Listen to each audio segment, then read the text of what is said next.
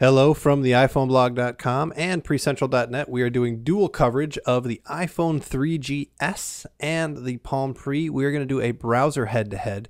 Of course, if you've seen these phones before, you know that the Pre looks pretty much the same compared to the iPhone 3GS because the iPhone 3GS looks just like the old iPhone. Anyway, we've got both browser windows open here, and they are very, very similar. They both have got the double taps to zoom in. They've got the pinch to zoom in and zoom out. They both have the fancy auto rotation so that you can get a clear view of the web page that you're looking at. There's my Pre making a dingy noise there. Apologize for that. The iPhone does have a few advantages that aren't on the Pre. You can do a few things that aren't available. For example, when there's a YouTube video, there's a link that shows up on the iPhone browser so that you can go watch it in the YouTube app, which doesn't work on the Pre. You can also hold your finger down on a link on the iPhone to open it up in a new page or copy the URL, which is very, very convenient. I really wish that feature were available on the Pre. Of course, both have a nice, full bookmark support, and it's very easy on both to add bookmarks to the launcher if you want to do that. So that's pretty convenient. And of course, both allow you to open multiple tabs. I believe the iPhone lets you open up to 10. The Pre lets you open up just as many as that has memory for, basically. And the Pre does a little bit differently. It actually opens it up as a full separate card, and so you can hit menu, go card. Although my preferred method is to just bring up the launch wave, hit the web app again, and it'll open up a new web browser page, which is pretty convenient.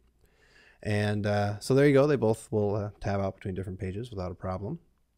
So I'm going to quit out of our cards here, and I'm going to go take a look at preferences and show you how to clear out the cache and stuff, because we are going to go and do a speed test, which is what you're probably here for. And we want to make sure that we have got even competition. So we'll go into preferences on the Pre, just go into the menu. On the iPhone, of course, you've got to go out into the home and into settings, and then you need to go into the Safari section of that. So we'll head down and go in there. And you can see there's a couple more options on the iPhone that aren't there in the Pre. You can choose a search engine, and then the iPhone 3G with 3.0 software also has autofill, so you can autofill things like names and addresses and so on. Otherwise, though, take a look at these preferences. They're darn similar. JavaScript, plugins, block pop-ups, cookies, and then clear history, and even the buttons are in the exact same order. Cookies, and we'll clear the cache as well on both. All right, very good. Well, let's get ourselves back to browser window, and let's try loading up some pages. Now, we're going to do these over the 3G networks. AT&T is very good in my area. Sprint is very bad in my area. You can see I've only got 1 or 2 bars there, and so this might not be a fair fight. We're going to load up the iPhoneblog.com. Of course, if you're mobile, you can hit tipb.com. It's a little bit shorter and faster. And so let's just get this speed test going. Go. And we're off to the races. And as you can see, the network quality is much better for AT&T. And bada bang, look at how quickly the iPhone blog pops up. It's still loading, but the page is fully usable there. You can start moving around, scrolling in while it works on the last. And there it is. The iPhone is done, and the Pre is still working pretty hard. So this is a clear win for the iPhone 3GS on this test. We've got a few more pages to test with just to be sure, because I do think that we can blame some of this on the network. So let's try another page, shall we? So we loaded up the iPhone blog. It's only fair that we load up PreCentral.net. So we'll type that in. PRAL.net. And we'll type it in here on the Pre as well. Do much better typing with it in my hand than sitting on a table. It's kind of wobbly. Go. And we're off to the races again.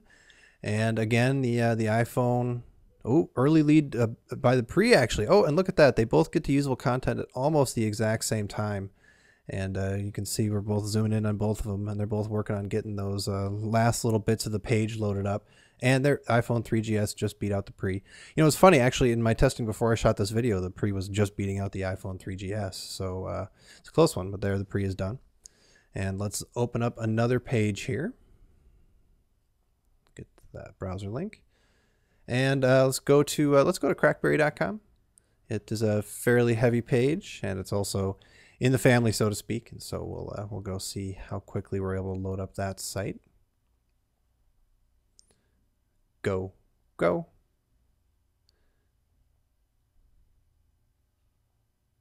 And they're both working.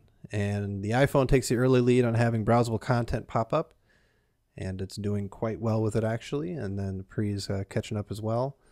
But I think it's fair to say that the iPhone is edging out in this round as well.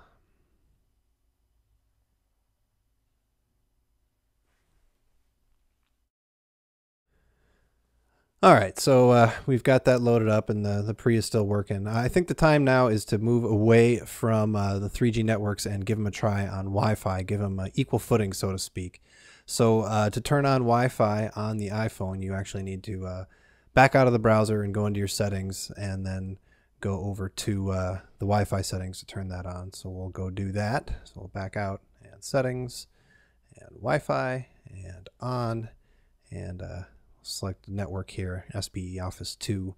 Seems like a good one. We'll give it a shot. And on the Pre, it's actually really cool. You can tap in the upper right-hand corner of pretty much any screen to get a drop-down menu to let you toggle Wi-Fi or Bluetooth, and it also gives you your battery there. And you can see mine's pretty low. And then you can select a network right from there, so you don't have to back out of the screen that you're working on in order to do it, which is pretty slick. So no browser test would be complete without checking out the NewYorkTimes.com. So we're going to go to NYT.com. NYT.com, NYT.com, go, go. And we're rolling now on Wi-Fi. And ooh, look at that screen on the iPhone 3GS. I haven't seen that before.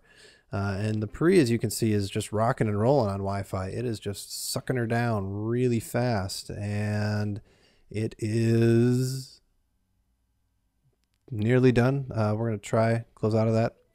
Now, it looks like we may just need to hard reset, or just reset Safari here to get that.